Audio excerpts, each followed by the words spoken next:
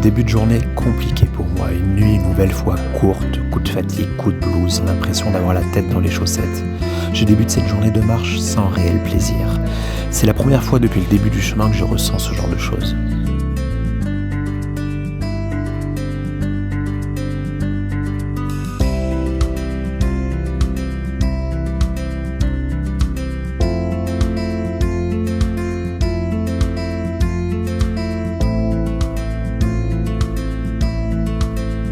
Tête dans la lune, perdu dans mes pensées, je croise une voiture. Le conducteur me fait de grands gestes. Je me retourne et j'aperçois au loin 2 pèlerins qui m'appellent aussi. Je comprends que je viens de me tromper de chemin. Décidément, il va falloir que je me ressaisisse.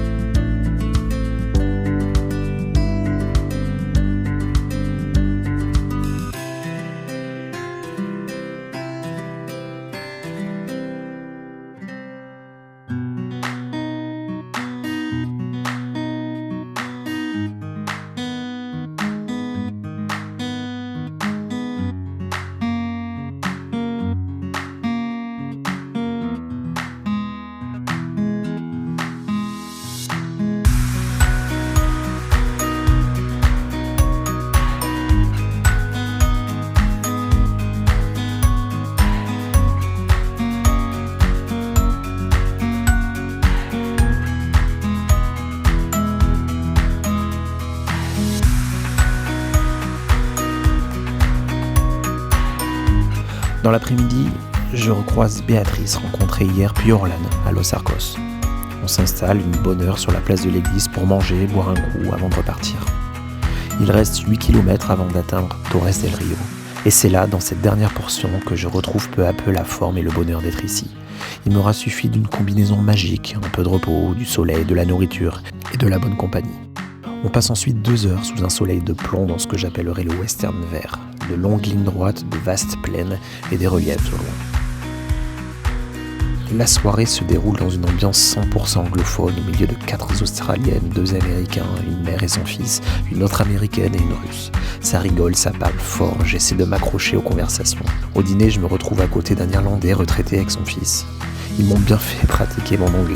Le père a été compréhensif et patient. À 20h30, mon père et moi quittons ce restaurant bruyant et je me pose un moment à la terrasse de l'hôtel pour prendre l'air et faire le point. Encore une journée pleine de surprises, d'imprévus et d'un étonnant contraste. C'est beau de vivre tout ça. Ce matin, j'étais dans le dur, à me dire au diable l'instant présent, les remises en question et les doutes. Mais au fond, je savais que tout allait finir par s'arranger.